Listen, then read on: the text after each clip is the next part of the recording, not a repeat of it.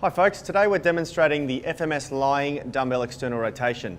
This is a fantastic exercise for strengthening the rotator cuff. It's our beginner level or base level exercise for isolation of the rotator cuff, and it's super important to keep these muscles in perfect balance with the pressing muscles, because the rotator cuff, or the external rotators, the infraspinatus and the teres minor, which are the muscles in the back of the shoulder deep underneath the surface, must compensate for the incredible power that we develop as we press, which the big pressing muscles are the chest, the anterior deltoid, and even to a degree the lats and the bicep muscles.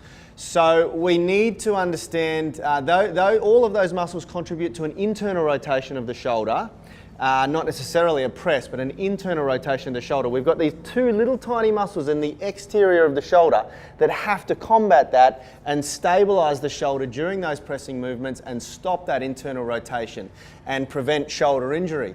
So you start to get an understanding of the risk that's involved if we do not isolate and train these muscles under specific isolation. So there's a lot of ways that we can strengthen the shoulder rotator cuff, and we go through all of those as part of the foundation movement system.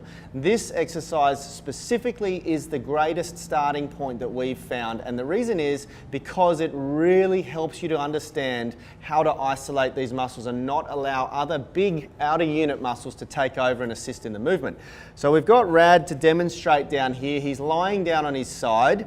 This is a great exercise because very little equipment's needed to do it.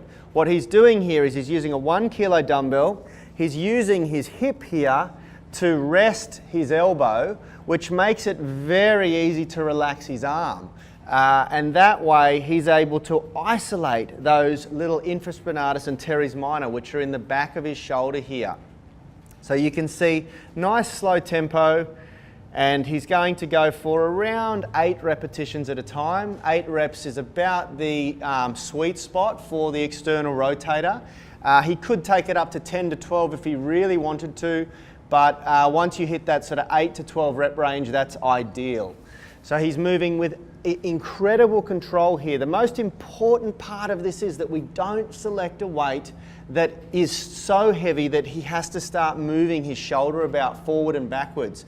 That ends up creating movement in the back of the shoulder, which are all of the muscles that we're trying to avoid stimulating here. Very importantly, when we're working a specific muscle like the external rotator or external rotation here, we're trying to isolate those muscles, and the body has an amazing ability to help little muscles out, especially in the event that there's a weakness or an imbalance, structural imbalance.